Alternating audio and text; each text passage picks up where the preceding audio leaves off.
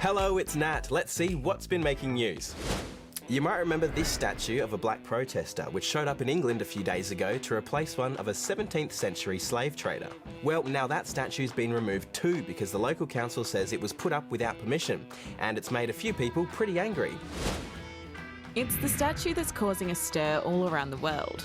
It first popped up in Bristol, England a couple of days ago, and now, well, it's gone. You see, it was replacing this statue of Edward Colston, a 17th century slave trader. It was toppled and thrown into Bristol Harbour during the peak of the Black Lives Matter protests last month. It was a moment that inspired artist Mark Quinn, who decided to sculpt the replacement depicting one of the protesters, Jan Reid. He decided to put it up without getting permission first, and while it was well received by the locals, the council didn't approve. We've set up a process that we think is really important to make sure that in a very delicate time we include the whole city and make sure everyone feels respected, and it was put up outside of that process and therefore has to come down. And that decision's been controversial.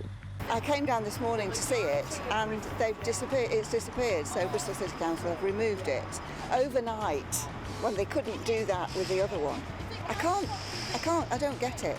If the government want to take it down, give everybody 7 days, at least 7 days, to go and see it.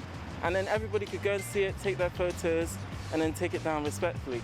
For now, the statue will be held at the local museum for the artist to collect or donate, and conversations will continue as to what should go in its place. COVID-wise, things aren't going too great for Victoria and New South Wales.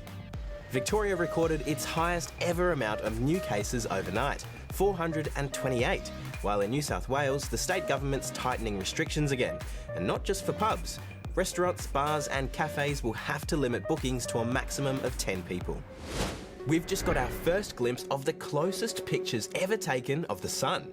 Yep, NASA and the European Space Agency just released these images taken from the Solar Orbiter probe. Mind you, it was 77 million kilometres away, so close is entirely relative. I'm sure it's still rather toasty.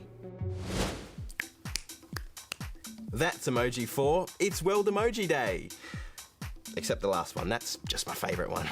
Today, more than 100 new emojis are set to be added to the pool of expressive symbols. Here's Leela. Today's kinda like Christmas, except it's more specifically World Emoji Day. It's on the 17th of July each year because that just so happens to be the date displayed on the calendar emoji.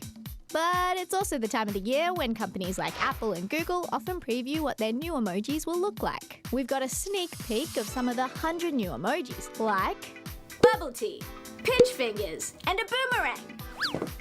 The list is comprised of 62 totally new objects and 55 skin tone and gender variants, like a female Santa.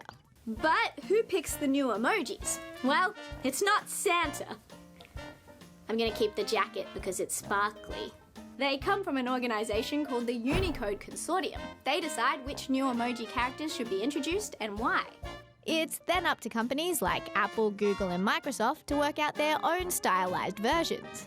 So far, we're just getting a preview because they're all still working on the emoji update. Apple also released this, new Memoji options for various headwear and some COVID-ready coloured face masks. The emoji updates will hit our screens later this year. Merry Emoji Day, everybody! And now, time for my favourite part of the show, where we get to watch videos of animals and call it news. It's time for Animal Sightings. Breaking news! Police in the US have apprehended a furry marsupial by the name of Jack. Jack is a kangaroo who managed to sneak out of his owner's house. But there's just one problem. You're not allowed to own a kangaroo in this city. Getting him into the police car was a struggle to say the least, but they got there eventually. Every year in the UK, on the River Thames, a group of swan uppers carry out a week-long survey of all the mute swans. But this year, because of the coronavirus, it's been cancelled. As we're operating in boats very close together, rowing boats, it just wouldn't be possible to actually complete swan upping. And finally, a member of the UK's Parliament was busy asking a question on livestream when his cat decided to make an appearance. Rocco, could you kill them?